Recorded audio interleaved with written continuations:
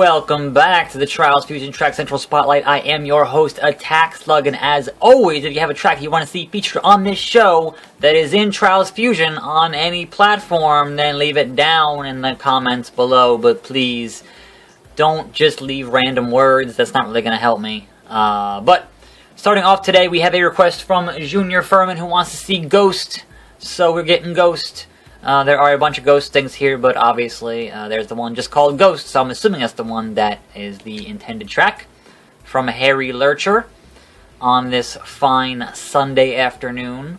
Obviously had a week off there because I was working on my Game of the Year stuff, so yeah, that's all well and done with. If you have not watched my Game of the Year stuff, go check it out, but that was didn't have time to get in all the usual videos and that stuff because it took, there's a ghost! It's spooky! And changing the perspective is not... Yeah, I don't like when they change perspective because it's hard to get a good center of gravity and be able to take care of. Anyway, I like the black and white motif. I like the ghost things. Are the ghosts... Alright, so the ghosts are not checkpoints, which is fucked because not having checkpoints is, like... bad? It's a bad thing. Bad game design. Checkpoints are integral to the Trials experience. So yeah, that's gonna fucking suck. Watch. Beginning? Okay, not the beginning. That's good. In between the last time that we sat down for one of these, with those of you who've been watching the show for a while, last time a lot of discussion having not seen Star Wars The Force Awakens yet, and obviously since then I have seen it. But I haven't really done any discussion on it into that ghost. What's happening? What's happening? What's happening? Okay. Haven't really done any discussion on that in any video form because, I really don't talk about movies on this channel that much. But, however, what the fuck is... Nope, on my face. Because this is the show where I do the most nonsense...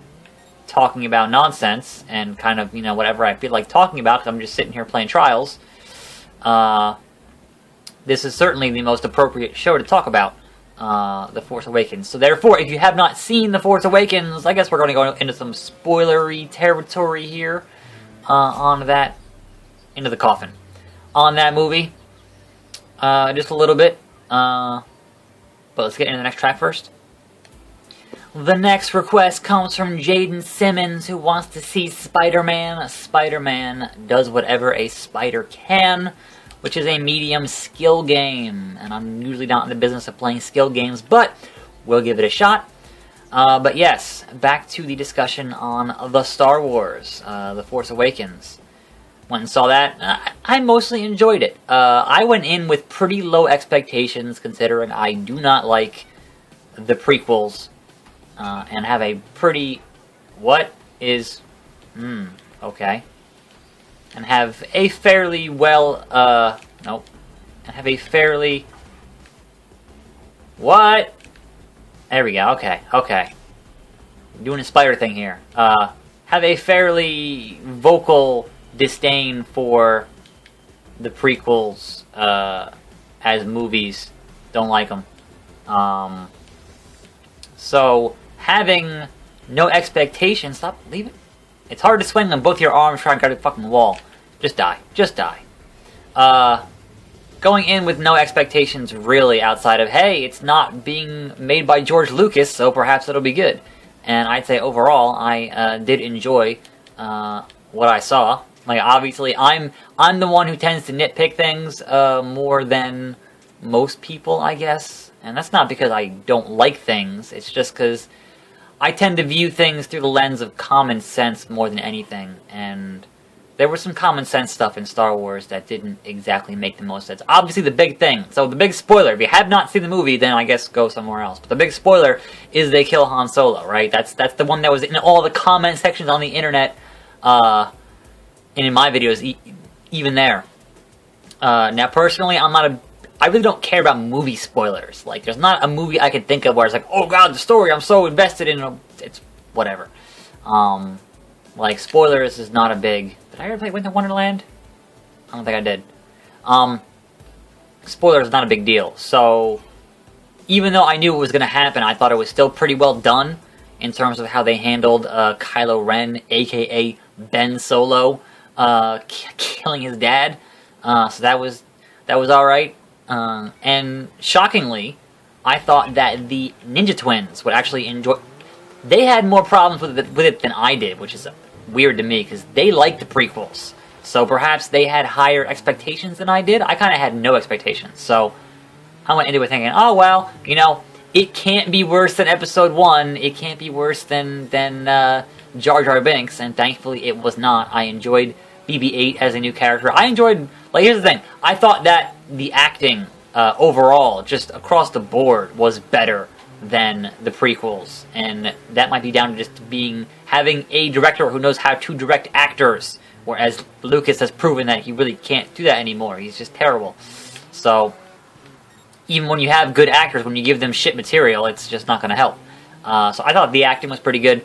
I thought there were kind of a handful of too many, like, I don't mind comedy. Like, there's certainly been comedic moments in Star Wars, you know, throughout its history. But I thought some of that stuff, like, the way that they leaned into it was perhaps, it just didn't feel Star Wars-y. Like, not that it was bad, it was still funny. But some of the more comedic moments didn't really feel Star Wars-y, if that makes any sense. That makes any, I don't know. But, yeah, I thought the new cast was fantastic. I thought it was funny that we spent so long hearing about how getting into shape Mark Hamill was, and he was in that movie as Luke for like a minute at the very end, which obviously sets up the next one. And that's fine, but you know, the next one's in like 2 years, so there's that. But getting into the stuff that really just bugged me, as someone who, you know, looks at things from a logistical standpoint, how in the hell did you tear out the middle of a planet and build a giant space laser and, like, nobody noticed? If you were in some remote part of the galaxy, which theoretically they were with your First Order shit, how in the hell was your space laser within, quote-unquote, you know, it was within distance to destroy the Galactic Fleet, which, you know, you would imagine the Galactic Fleet should have noticed, like, the Senate should have noticed, and then also to be able to destroy the Rebels. Now, granted, this may have been a very, very long-range space laser, and that is why they didn't pick up on it, but here's my other, more significant complaint with their planet-sized space laser. That thing had to devour the sun. It ate up the sun to get the energy, right? How many suns did that planet have? Because that's how many shots you get. So you spent how much money, and you fired it twice, right? Were there any more suns orbiting that planet? And if, like, that's a finite resource. Like, you've eaten up the sun and it's gone. Like, how in the hell can you justify that cost to, you know, your bosses? Like, that seems insane to me. Like, certainly, from a movie-making perspective, the only reason you do the planet-sized laser, the planet-sized Death Star, if you will, is that you want something bigger to explode at the end of the movie. Obviously, they spent so long, they spent so much of this movie mirroring what happened in A New Hope, and that was very purposeful. You know, it's like it had to rhyme, to put a fine point on it. It had to rhyme in terms of it mirrored that, and then they can go in a different direction, you know, or a whatever else for the next one. But, like, I think certainly if you want to go on that route, it leaned a bit too heavy into the nostalgia stuff. It leaned a bit too heavy on what you would have expected from a Star Wars movie. But they're aiming, and they accomplished the biggest box office opening, the fastest to $1 billion. Like, they accomplished everything they wanted to accomplish, and I don't think that the quality of the movie really, you know, would have mattered that much, only because, you know, it's Star Wars. That branding stuff was everywhere. You could not avoid Star Wars. I'm sure that Star Wars alone made me a bunch of ad money here on YouTube in the past 2 months. Like, I'm not complaining about that, certainly, if it's going to line my pockets, but it was inescapable. I think that whatever they're doing with Snoke he's either going to be really big or, more likely, really tiny. I want to say Andy Serkis said that his character could not be done with practical effects, meaning that he's probably real tiny. What else? I think that Kylo Ren really, like, worked much better before they took the mask off. I think they should have waited to take the mask off until the scene with Han Solo. I think that would have made it a little more effective. But I liked how they're having him be the guy who's trying to be dark side. He's trying to be like his grandpa, but he's tempted by the light side. I think that's an interesting distinction that they haven't really done yet, at least in the movies. And obviously, all the stuff in the extended universe is no longer canon. So, it's just the movies, and I guess Rebels, and whatever Disney has made since they bought it in 2012. But I thought overall it was a good first effort, and it's the kind of thing where if I can pretend that the prequels never happened, I am a much bigger fan of Star Wars, because I thought they did not a perfect job, but they did a pretty good job. I think perhaps the pacing of that movie, for being a 2-hour and 15-minute movie, the pacing of that movie was perhaps a bit too quick. It was like, and that might be just a lot of like newer movie making techniques are just like that.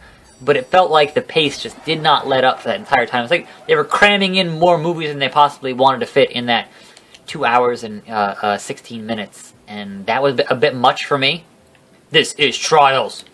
That was a bit much for me, because there was not a lot of kind of like, hey, we're gonna hang out and talk for a little bit. Like, there's certainly a lot of that in the originals. So I think the action sequences were perhaps a bit relentless. Like, I wouldn't have complained with a 3-hour movie that had more talking in it, but that's just me. There were certainly so many unanswered questions. So many unanswered questions. And obviously, that's the idea, to keep you coming back to the theater where they kind of dole out the answers, little by little.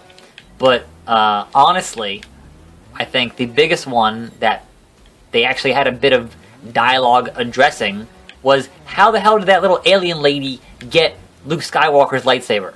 The last time we saw Luke's lightsaber was when he got his hand cut off in Empire, and it fell down like into the garbage area on the Cloud City of Bespin. Like, how in the hell did you get that? And she goes, "Oh, that's another story for another time." I'm like, no, right now. You explain that shit right now. But maybe they'll explain it, and perhaps they won't. I don't know. That was just one of those things where I was like, no, you should probably explain that. Like, the whole thing with finding Luke, and if Luke didn't want to be found, how the hell was there a map to go find him? Like, that stuff, it's just basic, like, it needs to be there for the plot of the movie to, revolve around, but at the same time, if you think about it for a couple seconds, it makes no fucking sense. So there's that. But, no, still overall, I did enjoy my time that I spent in the theater watching Star Wars. I don't regret going to watch it like I did with the prequels, so there's that. And the first of the spin-off movies, which is like Rebel Ones, something like that, is out next Christmas, and then the next Star Wars is out the following spring. Now, whether or not it meets that time frame, who knows? But that is the current projected time frame. And then there's like the Han Solo or the... Look at that balance. Look at that balance. The Han Solo or the Boba Fett. I can't remember which one spin-off. And then Episode 9 after that, the year after that. So, certainly, get used to Star Wars, because Disney is going to milk it for all that it is worth.